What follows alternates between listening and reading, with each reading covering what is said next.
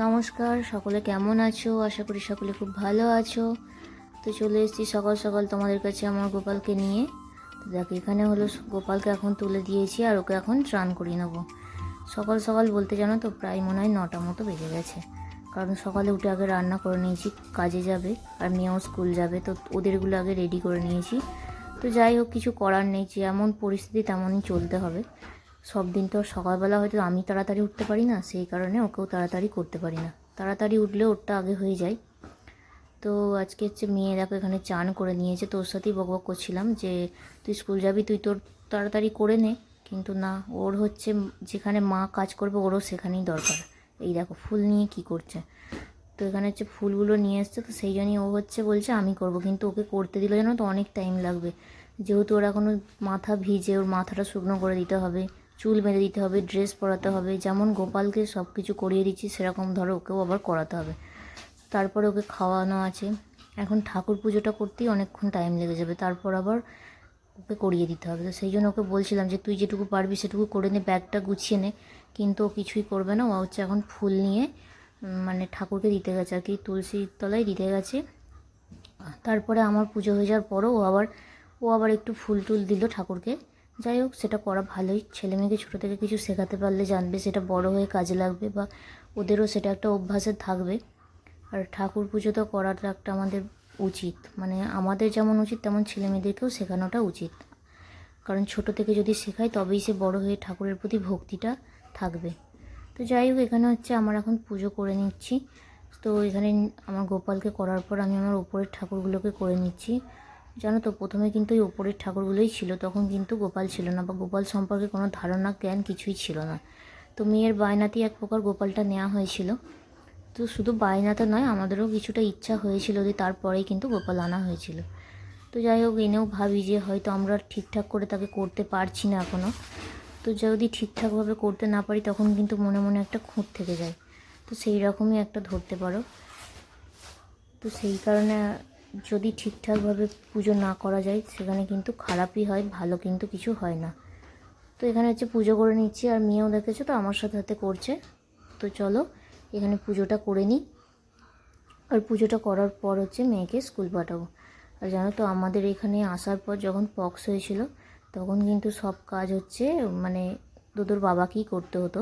তো সেই কারণে জানো তো, ও কিন্তু সেই সময় হচ্ছে একা সব কিছু, মেয়েরা যদিও সব কিছু পেরে ওঠে, আবার সব ছেলেরা, জানি অনেক ছেলেরা পারে, কিন্তু অনেক ছেলেরা পেরে ওঠে না।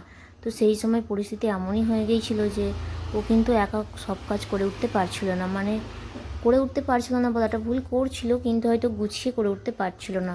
আসলে মেয়ে আছে, মেয়ের ঝামেলা। আবার আমি ধরো প্রথম যেহেতু আমার হয়েছিল, আমি পুরোপুরি একদম মানে বিছানায় শয্যাশায়ী হয়ে গেছিলাম।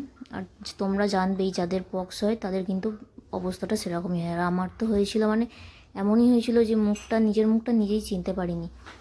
তো যাই হোক, সেই কারণে সেই সময় একটা জিনিসও কিনলো, মানে সেই সময় আর কি আমাদের এখানে থাকাকালীন হচ্ছে জল কিনে খেতে হতো। তো সেই কারণে সেই সময় ফিল্টারটাও নিয়ে নেয়। আর মানে অনেক রোগ দেখবে বাইরের বেশি রোগ জ্বালা হচ্ছে জল থেকেই হয়। তো যেহেতু আমাদের কেনা জলই খাওয়া হতো, কিন্তু তাও যাই হোক ফিল্টারটা নিজেদের নিয়ে নেওয়াই ভালো, যেহেতু এখানেই থাকা হবে। আর জল কিনে কিনে খাওয়াটাও সম্ভব নয় সারা জীবন। তো যাই হোক, সেই কারণে ফিল্টার নেওয়া হয়েছিল, আর একসাথে একটা ওয়াশিং মেশিনও নেওয়া হয়েছিল। তো তোমরা হয়তো আমাদের মেশিনটা দেখলে বলবে যে এখনকার তো সবাই হচ্ছে মানে অটোমেটিক মেশিন নেয়, কিন্তু আমাদেরটা একটু আলাদা। কেন বলো তো? কারণ হচ্ছে এখানে হচ্ছে আমরা এক জায়গায় স্থায়ী না, যেহেতু ভাড়া বাড়িতে থাকা হয়।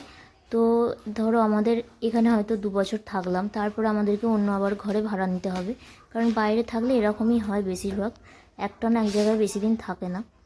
তো সেই কারণেই দেখো, এখানে হচ্ছে মেয়ে ফুল দিয়ে সাজিয়ে দিয়ে গেছে, আর গাছের যা ফুল হয়েছিল আজকাল আমি তুলিনি, যেহেতু ফুল নিয়ে এসছে সেই জন্য।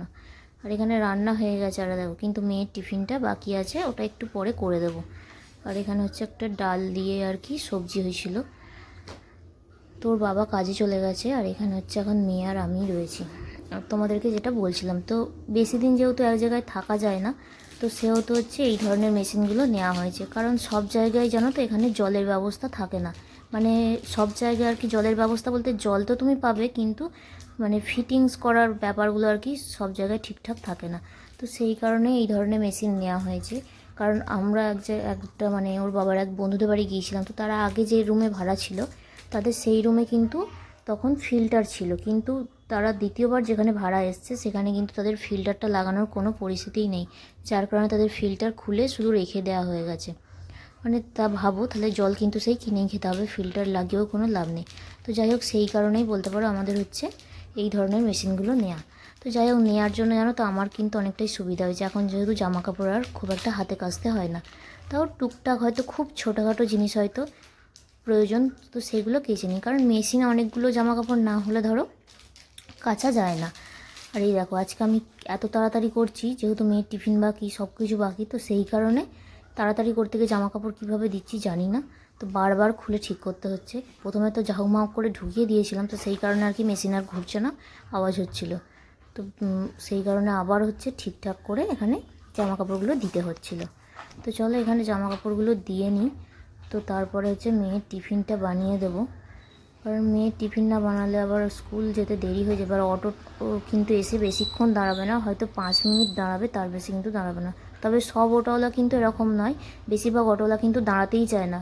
কিন্তু আমাদের অটোওয়ালা সে কিন্তু খুবই ভালো, মানে যা বলা হয় সেটা চুপচাপ শোনে, বা কোনো কিছু প্রয়োজন থাকলে সেটা কিন্তু দোকান থেকে কিনে বাচ্চাদের হাতেও দিয়ে দেয়, মানে স্কুলের জিনিসপত্র। তো সেই কারণে সুবিধাই হয়, জানো তো। ভাড়া হয়তো একটু বেশি নিলেও অসুবিধা নেই, কিন্তু মানুষের ব্যবহারটা ভালো থাকলেই হবে। তো এখানে তারপরে দেখো জামা কাপড়গুলো মেশিনে দিয়ে, আর আমি এখানে হচ্ছে চাউমিনটা বানিয়ে নেবো। তো সব সবজিগুলো একসাথেই দিয়ে দেবো। বাচ্চাদের খাবার বেশি রিচ তো হবে না, আর সেইভাবে একদম যে খুব করে করতে হয় সেটাও নয়।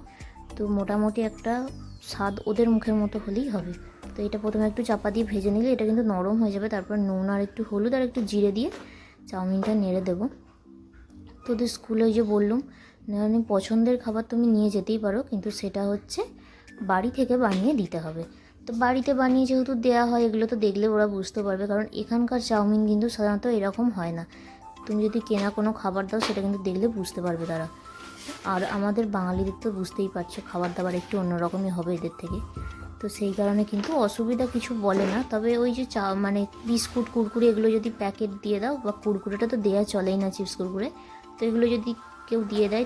তো তোমাদের সাথে কথা বলতে বলতে আমার কিন্তু টিফিন রেডি। আর এবার হচ্ছে মেয়েকে স্কুল পাঠিয়ে দেবো, তারপর আমি আমার নিজস্ব যেসব কাজকর্ম এখনও বাকি রয়ে গেছে সেগুলো করব। তো চলো আজকের ভিডিওটা এই পর্যন্তই, দেখা হচ্ছে পরে নতুন একটা ব্লগে। ততক্ষণ সবাই খুব ভালো থেকো, সুস্থ থেকো, সাবধানে থেকো, বাই।